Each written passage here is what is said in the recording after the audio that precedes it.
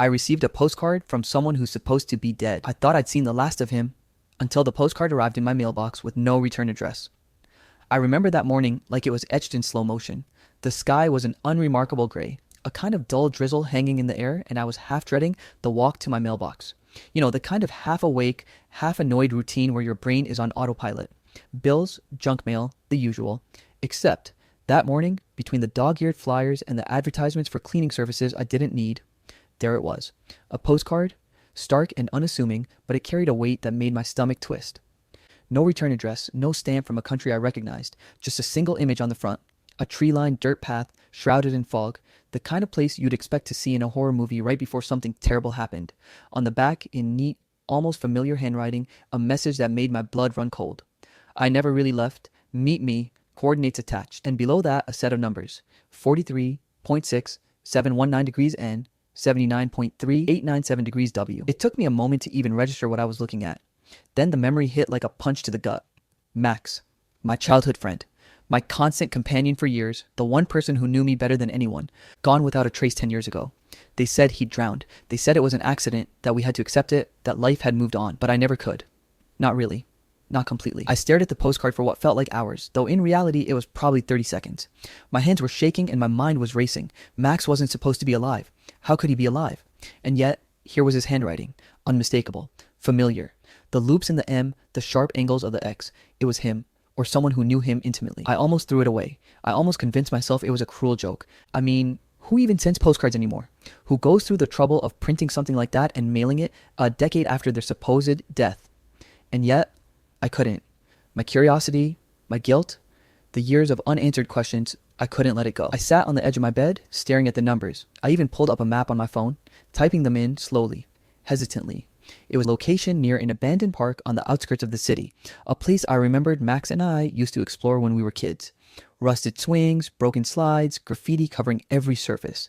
Dangerous, sure, but thrilling in that reckless kind of way kids are, and terrifying in a way adults can't help but notice. I couldn't stop thinking about the day he disappeared. We were 13, running around in that same park, daring each other to climb fences, sneak into abandoned lots, and then he was gone. Just like that.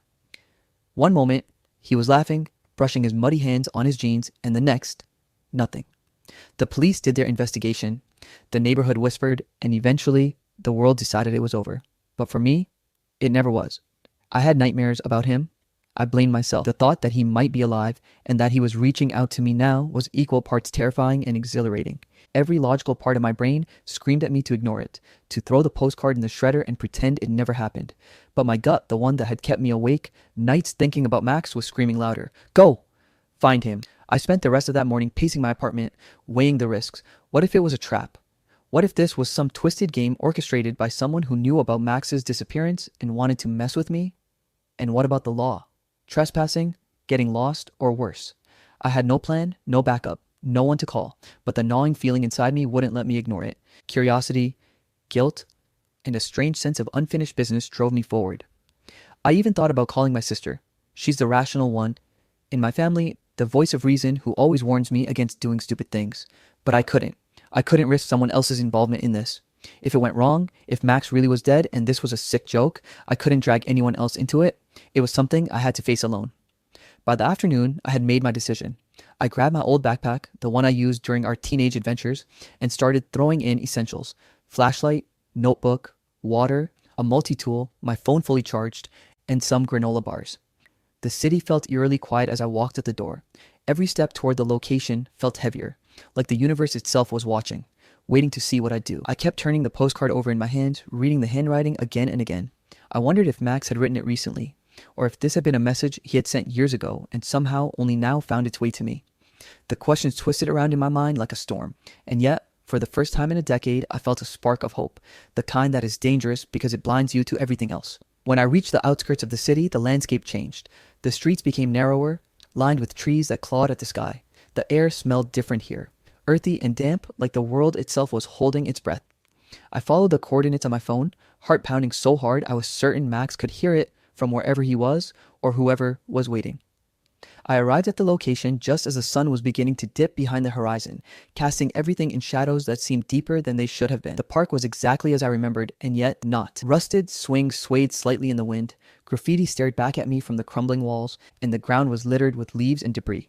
Silence pressed down on me, thick and suffocating. I called out his name almost involuntarily. "Max?" My voice echoed, bouncing off broken playground equipment. Nothing, only the wind replied, whispering through the trees.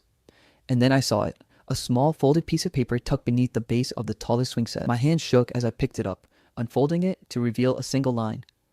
"You have to follow the path if you want to find me, but beware, you won't like what you see." I froze. Every instinct screamed at me to leave, to run back to safety, to never touch that cursed paper again, and yet I couldn't.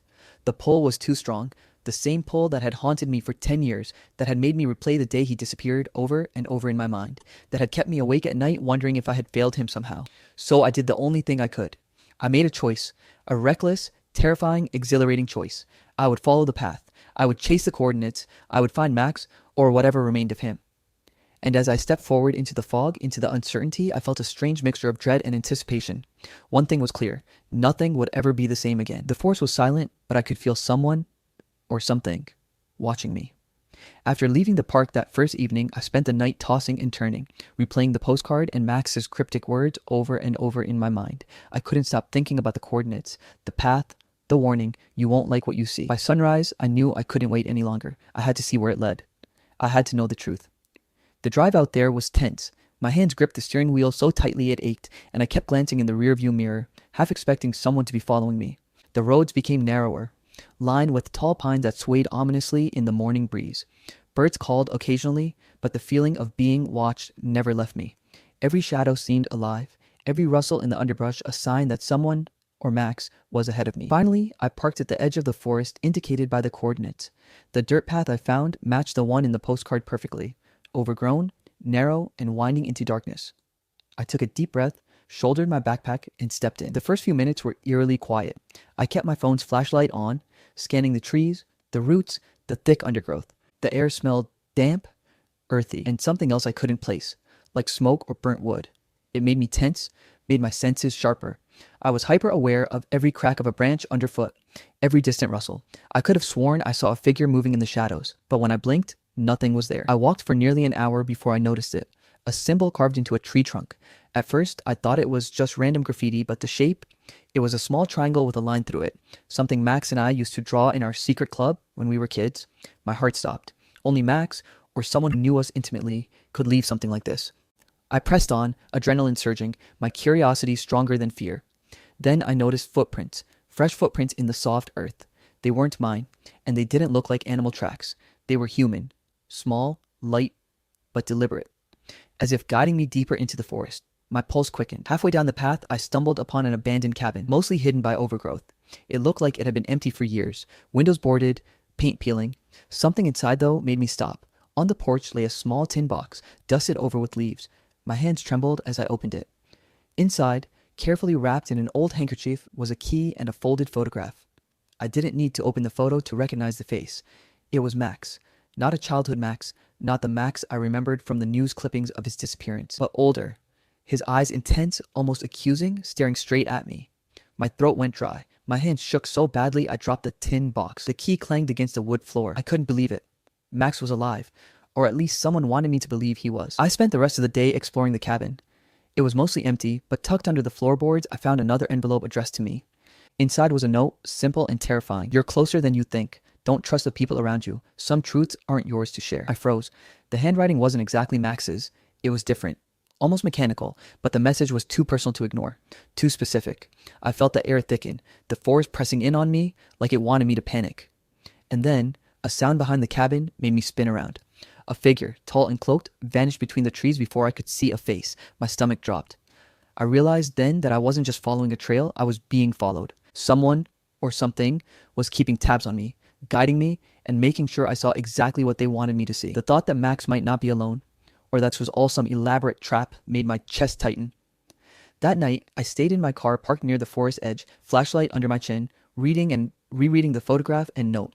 I couldn't shake the feeling that someone knew things about me, things I thought were private, secrets from childhood, mistakes I thought were long buried. Someone knew them. The next morning, as I was about to leave, I found another postcard slipped under my windshield. Wiper. Same handwriting as the first, same blank front, but the message was different this time. I see you. I know you. You can't run from the past. Follow the path or it will follow you. My hands shook as I read it. Whoever was doing this, they were studying me, learning me, testing me. It was personal. It was targeted. And now, more than ever, I couldn't turn back. Over the next few days, the postcards kept coming. Some had coordinates, some had photos, pictures of places I'd been, things I'd touched, moments I thought no one else remembered.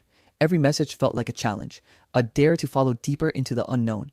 And with each step, I felt the forest shadows lengthen, the silence grow heavier, and the sense that someone, or Max, was watching me intensify. Then came the first real warning. One postcard wasn't just words this time. It was a photograph of my apartment taken from somewhere outside. The caption was simple. I can see everything, even what you try to hide. I felt my blood run cold. My safe space, the place I thought I could hide, was no longer mine. Whoever was sending these postcards had been inside my life, inside my routines, knew things I'd never told anyone. The paranoia that followed was immediate. Every shadow in my apartment, every knock at the door, every phone call I didn't recognize made me jump. But I couldn't stop. I had to know. The postcards were a puzzle, and the pieces were all in someone's hands. Someone who knew me better than I wanted to admit. I had to follow the trail, and the coordinates were leading me to a deeper, darker part of the city, into places I wouldn't have gone alone. It was during one of these late night searches that I finally found the thing that confirmed it. Max was alive. Or at least, he had been alive recently. A small, leather-bound notebook tucked in a hidden compartment in the old library at the edge of town. The pages were filled with dates, names, and places I recognized, places only Max and I had ever been. My hands trembled as I turned each page. Every entry was a breadcrumb, leading me through a maze of memories, secrets, and half-truths. And at the very last page, a single line made my heart stop. Alex, if you're reading this, it's because you were meant to. But be careful. They are closer than you think. I realized then that this wasn't just about finding Max anymore. It was about uncovering a network of secrets, lies, and dangers I hadn't even imagined. Someone had orchestrated everything. The disappearance, the messages, the warnings. And I had no idea who to trust. As I left the library that night, walking through streets drenched in rain, I felt it. The presence of eyes on me. Watching, judging, waiting. The postcards weren't just clues. They were threats, and the person sending them knew things about me that no one else did. And yet, I couldn't stop. I couldn't ignore the trail, couldn't resist the pull. Every postcard, every hidden object, every cryptic note drew me deeper into the mystery, into Max's world. Or the world of whoever had decided I needed to see all of this. By the time I got home, soaked and exhausted, I knew one thing with absolute certainty. My life had changed. I wasn't just following a trail in the forest anymore. I was part of a game I didn't understand, chasing a ghost or a living person through shadows, secrets, and lies. And somewhere out there, Max, or the person masquerading as him, was waiting, knowing I would follow. I didn't know what I would find next, but I knew I had no choice. Every memory I thought I'd buried came back to haunt me, and suddenly I didn't know what was real anymore. After weeks of following the trail, I started noticing a pattern. Every postcard, every photograph, every hidden note.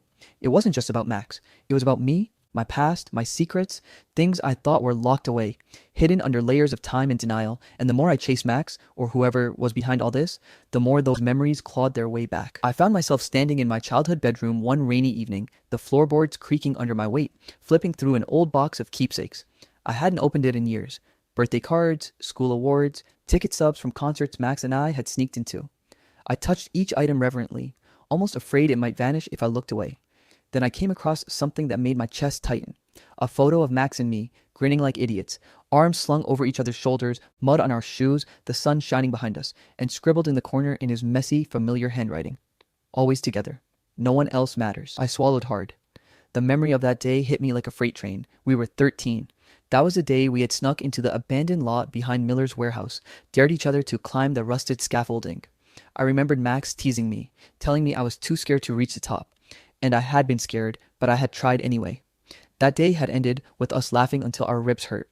And then, just months later, he was gone. I had buried the guilt along with the memory. The guilt of arguing with him before he disappeared, of walking away when he ran ahead, thinking I'd catch up later.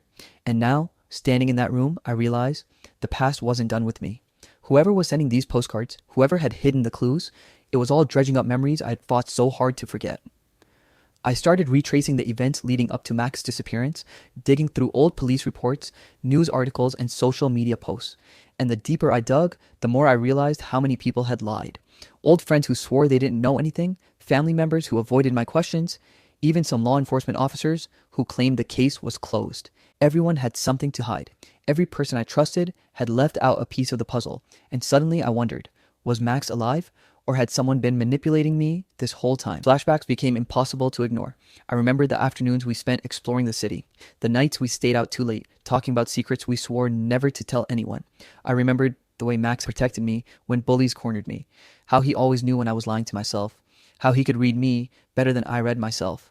But I also remembered the fights, the betrayals, the reckless choices, the arguments that left bruises deeper than the ones the world ever saw. The more I remembered, the more my mental state frayed. Some days, I wondered if I was losing my mind. Was Max really alive, or was he a ghost conjured by my own guilt? Was this all a trap, a cruel game designed by someone who knew how to pull at the threads of my past? I started seeing shapes in the shadows, hearing whispers in empty rooms, questioning every sound and every glance. The line between reality and paranoia blurred.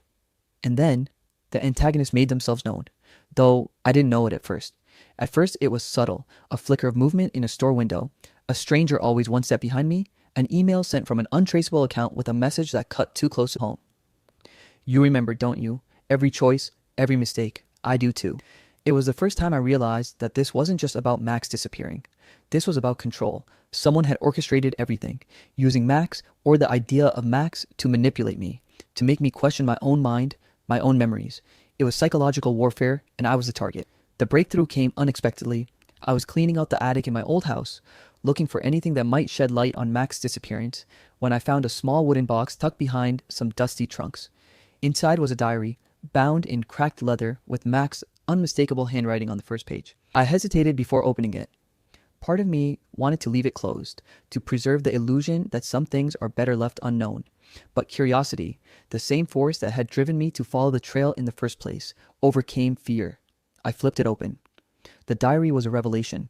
Each page detailed Max's thoughts, fears, and suspicions in the months leading up to his disappearance. There were entries about being watched, or cryptic warnings about someone in our lives who wasn't what they seemed. Max had written about arguments with adults he trusted, hints at secrets in our neighborhood, and repeated mentions of someone named S.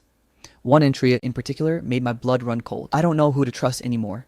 Everyone thinks I'm gone, but I have to stay hidden. Alex would never understand if I told him, but he has to know someday. If anything happens to me, it's because S has been watching us all along. The diary confirmed what I had suspected. Max hadn't vanished by accident. He had been forced or chosen to disappear, and whoever had been behind it all had been manipulating events for years. The more I read, the more that I realized that the forest, the postcards, the hidden objects, it was all part of a larger plan. One I was just beginning to understand. But the most terrifying entry was the last one I found. It wasn't dated, just scribbled hastily in ink that had bled through the page. Alex, if you're reading this, you are closer than you think. But know this, the truth is not just about me. It's about everything we thought we knew, everything we trusted. Some things you'll never be able to unsee. Some people are not who they seem, and S is always watching. I slammed the diary shut, my hands shaking. The room felt smaller, the walls pressing in. Every sound in the house, the creak of the floorboards, the wind rattling the windows, felt like a warning. Someone knew I had found the diary. Someone was watching me, now just like they had been watching Max. I realized then that I couldn't trust anyone. Friends, family, neighbors, even law enforcement. They all had pieces of the puzzle, and they had all chosen to hide them. And the one person, or entity, pulling the strings, manipulating me, feeding me breadcrumbs, it was still out there, somewhere, watching, waiting. The psychological weight of it all was suffocating. Every time I closed my eyes, I saw Max's face, saw the fear and determination in his eyes, heard his voice urging me to keep going. And yet, every step I took deeper into the mystery felt like walking into a trap I couldn't escape. But despite the fear, despite the uncertainty, despite the haunting memories of the past, I knew I couldn't stop. Max, or the shadow of him, was still out there, and I had to find him. I had to uncover the truth, even if it shattered everything I thought I knew. And then, as I sat there in the attic, the diary on my lap, I realized the chilling truth. The person manipulating all of this didn't just know about Max's disappearance. They knew me, every secret, every fear, every mistake I had ever tried to hide. And now, they were using all of it to draw me further into their game. The line between ally and enemy, reality and illusion, past and present, it was gone. All I had left was a trail, the diary, and a gnawing sense of dread that the shadows of the past weren't done with me yet. And somewhere, beyond the walls of my safe little world, Max, or someone claiming to be him, was waiting. And I knew that the next step I took would change everything. I came face to face with someone I thought I'd never see again, and I didn't know whether to scream or run. It started with the postcards, the hidden notes, the photographs, the diary entries, all of it leading me here, to a warehouse on the outskirts of the city where the streets were deserted and the shadows seemed to swallow the light. The GPS coordinates on the final postcard brought me to a rusting chain-link gate, padlocked but clearly old enough to be weak. I pried it open with shaking hands, my backpack digging into my shoulders, and stepped inside. The interior was dark, the only light coming from a single flickering overhead bulb. Dust hung in the air, motes floating in the thin beam of light. I could feel it.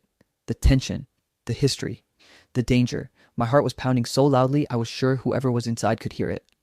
Then I saw him, or at least someone who looked exactly like him. Max. Older, thinner, sharper somehow. There was no mistaking him. The way his hair fell into his eyes, the way he tilted his head when he studied me, the faint scar on his left hand I remembered from a childhood bike accident. He wasn't dead, and he wasn't alone. "Alex," he said, voice low, almost a whisper, but it carried across the warehouse like a gunshot. "I knew you'd follow the trail." I froze. "Max, it's really you?" My voice cracked. I thought you were dead." He smiled, but it didn't reach his eyes. That's what I wanted everyone to think. The words hit me harder than I expected. I had spent 10 years mourning him, blaming myself, imagining his final moments, reliving the guilt of the argument we had the day he disappeared. And now he was here, alive, and the revelation felt like betrayal wrapped in relief. I don't understand," I said, my mind racing. Why? Why disappear like that? The postcards, the notes, the diary, they were all... Why? Max stepped closer, the dim light catching his sharp features. "I had to disappear, Alex. There were things happening, things you would never have understood. I wasn't just in danger, I was protecting you and everyone else. But it wasn't just me. There's more at play than you realize." I took a step back. "What are you talking about?" My voice rose, panic threading through it. "You've been manipulating me, making me chase this trail of madness?" He shook his head almost impatiently. "Not manipulating, guiding. There are forces out there, Alex. Forces that wouldn't stop until I and anyone close to me were gone. You think the disappearance was simple? No. It was survival, a cover-up. And the postcards, they were the only way to make sure you stayed on the right path without tipping off the wrong people." I swallowed hard. My chest felt tight. My mind reeled with questions. "And the diary, the photos, the messages that felt like they knew everything about me?" Max's eyes softened, just a fraction. "I had to prepare you. You were never meant to be in the dark forever, but someone else has been using my disappearance to manipulate you, to control you, and now you're close enough to see the truth." That's when I noticed him. Or rather, them. A shadow moved behind Max, a tall figure draped in dark clothing, face obscured. I realized too late that the warehouse wasn't just about confronting Max. It was a trap. Someone had been watching, waiting for me to arrive. The thrill of finally seeing Max alive collided with the terror of realizing I wasn't alone. Max stepped forward again. "Alex, stay calm. Trust me, but be ready. They're here." The figure moved faster than I could process, lunging from the shadows. I stumbled back, my hands gripping the backpack strap for support. Max reacted instantly, pulling me behind a stack of crates, and a gunshot echoed through the warehouse. The bullet tore through a metal sheet, sparks flying, narrowly missing us. My heart slammed against my ribs. "They've been following us," Max shouted over the ringing in my ears. "They know too much. They'll do anything to keep their secret safe." I couldn't think straight. Years of fear, anger, confusion, and relief collided in my head. Who are they?" I demanded. "What do they want?" Max's jaw tightened. "The same thing that started this whole nightmare. They wanted me gone. They wanted my life erased so no one would know the truth about what really happened that night, 10 years ago." Suddenly, pieces started falling into place. The argument we had before he disappeared. The adults who always seemed nervous when his name came up. The cops who had closed the case too quickly. It wasn't just a disappearance. It was a cover-up, a conspiracy rooted in things I hadn't even imagined. And Max had been in the center of it all, hiding, surviving, and now dragging me into it. I swallowed, fear and disbelief warring in me. "And all this, it's my fault? You were protecting me and I've been running blind into your trap?" "No trap," Max corrected, his voice urgent. "I needed you to follow, to see, to understand, but now it's your choice. You will either fight or you walk away and let them win, and they'll make sure you never walk away safely." I realized then that the danger wasn't just about finding Max. It was about everything surrounding him. The conspiracy, the threats, the secrets that had been buried for a decade. And now, for the first time, I understood how high the stakes really were. The shadow moved again. Another figure emerged, this one holding something, a phone, a device. I couldn't see clearly, but it was pointed at us. Max's expression hardened. "It's them. If they get control, everything we fought to protect's gone. You have to trust me, Alex. I need you to follow my lead. Whatever happens next, it's on you to survive." Time seemed to slow. My mind raced through every possibility, every memory, every lesson from the past. Every instinct screamed at me to run, to scream, to abandon this nightmare. And yet, another part of me, the part that had chased every clue, every postcard, every message, told me I couldn't. I wouldn't. I took a deep breath, forcing my shaking hands to steady. Okay, I said, my voice firm despite the terror clawing at me. I trust you, but we need to move now. Max nodded, and together we darted toward a narrow doorway leading deeper into the warehouse, shadows swallowing us as the first figure fired again, the bullet embedding itself in a nearby wall. Sparks flew, dust and debris rained down, and I realized that this was no longer just about discovery or closure. This was survival. As we ran, Max whispered in my ear, his voice low but urgent. What I'm about to show you. It will change everything you thought you knew. You have to be ready for that. There's no turning back. We reached a small room at the far end of the warehouse. The door creaked open, and inside was a setup I didn't expect. A series of monitors, maps, photographs pinned to corkboards, strings connecting faces and places. Evidence of a conspiracy that reached far beyond Max's disappearance, far beyond what I had imagined. And then I saw it. A folder, marked with my name. My heart stopped. Inside, photographs of me, from childhood to present, moments I thought private, moments I had never shared with anyone. Notes detailing my routines, my mistakes, my fears. Whoever had orchestrated all this knew me. Everything about me. Max turned to me, eyes dark. This isn't just about me, it's about them. And now, it's about you. I realized in that instant that the next choice I made would determine everything. Trust Max and step deeper into the labyrinth of secrets. Or run and risk losing everything, including my life. And as the shadows in the warehouse seemed to close in, the monitors flickering with images of the past and threats of the present, I knew I had no choice but to move forward. The path ahead was dangerous. The stakes were higher than anything I had faced. And the truth was waiting. Some truths aren't meant to be uncovered, but once you do, nothing is ever the same. The warehouse had been a crucible. Shadows, monitors, threats, and secrets had pressed me to the edge, forcing me to confront everything I thought I knew. Max had survived. Someone powerful had orchestrated his disappearance and manipulated my every step. And now, standing amidst the chaos of monitors, photographs, and files, I realized the full weight of what I had stumbled into. Max stepped closer, his eyes fierce but weary. Alex, it's time you understood everything, not just what happened to me, but why. I swallowed, my chest tight. I'm ready, I said, though I wasn't. My mind raced with questions, doubts, fear. Just tell me the truth. All of it. He nodded and began. The story unfolded like a dark tapestry, threads of betrayal, danger, and impossible choices. Max had discovered something 10 years ago, a secret buried deep within a corporate and political web, a plan that could ruin countless lives if exposed. Powerful people wanted him silent. He had tried to expose them, but it had put everyone around him, including me, in danger. His disappearance wasn't a crime of cowardice, it was a calculated move to survive while keeping me safe.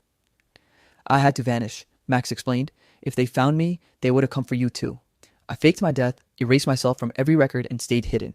But I never forgot about you, Alex. The postcards, the notes, I needed you to follow, to be prepared, to see what I couldn't show you before. I nodded slowly, the pieces clicking into place. The guilt I had carried for a decade, the argument we had, the feeling that I had failed him, started to lift, replaced with a gnawing frustration at the forces that had manipulated us both. Then Max's tone darkened. But there's more. The person behind all this, the one who's been feeding you false clues, watching you, pushing you toward me, they're still out there. Someone I thought I could trust. I felt my stomach twist. Who? I asked, dread pooling in my chest. He hesitated, then whispered a name that made my blood run cold. Someone from our childhood. Someone who had been close to both of us. Someone whose loyalty I had never questioned. The betrayal was staggering, but the evidence was in the files, the photos, the hidden recordings Max had managed to keep as insurance.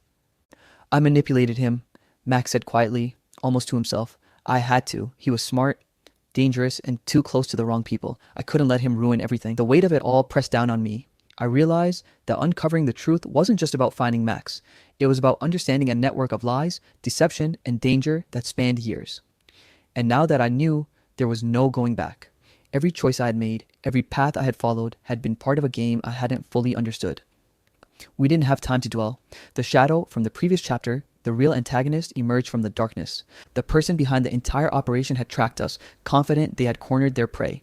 I could see the malice in their eyes, the thrill of power and control. You shouldn't have come here, they said, voice cold, clipped. Everything you think you know is mine to control. And now, it's too late to back out. Max moved between me and them, a protective barrier. Alex, listen to me. You have to trust yourself. You have to fight. Adrenaline surged. Years of fear, doubt, and guilt collided with instinct. I had been following clues, deciphering messages, confronting shadows, but now it was real. Danger was tangible, immediate, and lethal. I grabbed whatever I could, a heavy metal rod from the floor, and prepared to defend myself. The confrontation was chaotic. Shadows moved, voices shouted, bodies collided. Max and I worked together seamlessly, decades of trust and loyalty resurfacing instantly. I felt the weight of every memory, every shared adventure, every fight we'd had as kids, every lesson Max had unknowingly taught me, guiding my reactions. At one point, I saw an opening. The antagonist, overconfident and distracted, left a device unattended.